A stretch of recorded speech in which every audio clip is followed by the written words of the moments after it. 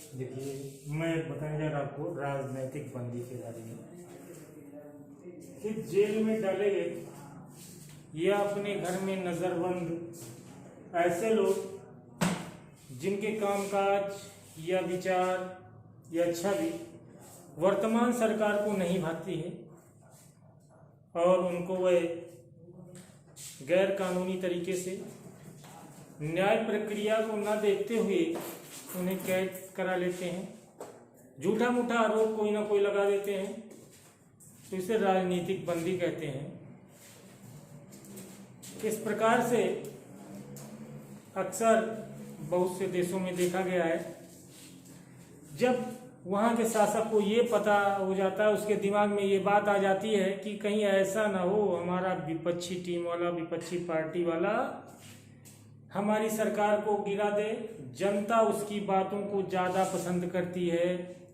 तो उस समय वह क्या काम करता है, उस पर उसकी कमियां ढूंढने लगता है। और विपक्ष की पार्टी का अगर कोई कमी नहीं हो पाता है तो क्या करता है कि वह उस पर कोई झूठा आरोप लगा देता है, देशद्रोह का आरोप लगा देता है, किस प्रकार से भड़काऊ भाषण दे रहे हैं, देश को हानि पहुंचेगी, देश की जनता को नुकसान है, देश को बहुत सारे नुकसान है, देश पीछे चला जाएगा, ऐसे भाषण से जनता बगावत कर देगी, इस प्रकार से वो आरोप लगा देता है। और जब वो इस प्रकार से आरोप लगा करके और उसे किसी भी प्रकार से बंदी बना लेता है तो उसे राजनीतिक बंदी कहा जाता है। वो राजनीति के द्वारा उसको जेल जाना पड़ता है, और जब वो राजनीतिक बंदी के रूप में जेल में चला जाता है तो वो जनता के बीच में जा नहीं पा रहा है, जनता को समझा नहीं पाता है, तो इस प्रकार से जो वहाँ का शासक पहले का होता है उसको लाभ मिलता है। तो इस प्रकार से जेल में डाले गए या घर में जो नज़रबंद कर दिए जाते हैं, जिनके विचारों, कामकाज या छवि इनको सरकार अपने लिए खतरा मानती है, कानून द्वारा तथा प्रक्रिया को ताक में रख करके उनको कैद कर लिया जाता है, या अगर कोई आरोप नहीं मिलता है तो जबरदस्ती छोटा मोटा ही आरोप लगा करके उनको कैद कर लिया जाता है, तो उस कैदी को राजनीतिक बंदी कहते हैं। दूसरी बात, मार्शल लॉ, सेना द्वारा प्रशासन और न्यायपालिका को जब अपने नियंत्रण में ले लेती है, नियंत्रण में लेने के बाद में जब वो कोई नियम कानून लगाती है तो उसको मार्शल लॉ कहते हैं। किसी भी देश की सेना हो, वो जब अपने हाथ में पूरा प्रशासन, पूरा न्याय व्यवस्था, पूरा न्यायालय जब अपने हाथ में ले ले और स्वयं प्रशासनिक कार्य करे, न्याय के कार्य को करे, तो ऐसी स्थिति में हम उसे मार्शल लॉ कहते हैं। हड़ताल, आप हड़ताल के बारे में जानते ही हैं। हड़ताल का मतलब ये होता है कि संगठन बना करके काम पर ना जाना, जैसे मजदूर की हड़ताल होती है, रेलवे कुली की हड़ताल हो सकती है, या किसी भी विभाग में कर्मचारियों की हड़तालें हो सकती हैं। तो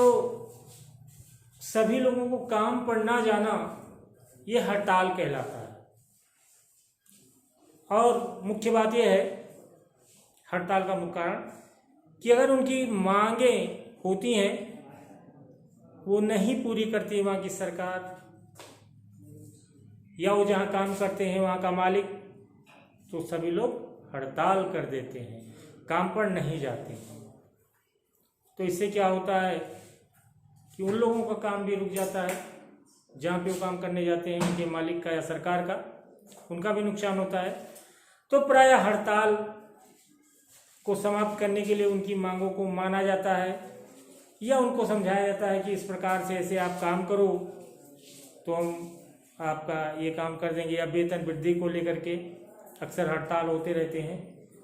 तो इस प्रकार से हड़तालें होती रहती हैं, यानी कि मांग न पूरा होने तक मजदूरों या कर्मचारियों द्वारा सामूहिक रूप से काम करने से मना कर देना, ये हड़ताल कहलाता है। दूसरी बात, वीटो वह होता है एक व्यक्ति को पूरा पावर। वीटो पावर जिसको मिला होता है वो किसी भी काम को अकेले ही रोक सकता है। अगर 100 लोग मिलकर के कहें ये काम होना चाहिए, ये होगा, और वीटो पावर जिसको मिला है वो कह देगा नहीं, ऐसा नहीं होगा, तो वह कार्य नहीं होगा, क्योंकि उसको पूरा पावर मिला है। इसे वीटो कहते हैं। काम रोकने की या कोई भी कार्य रोकने की जिसमें शक्ति होती है उसको वीटो कहा जाता है, वीटो पावर कहा जाता है। तो किसी व्यक्ति, पार्टी या राष्ट्र को यह अधिकार मिला है कि वह अकेले ही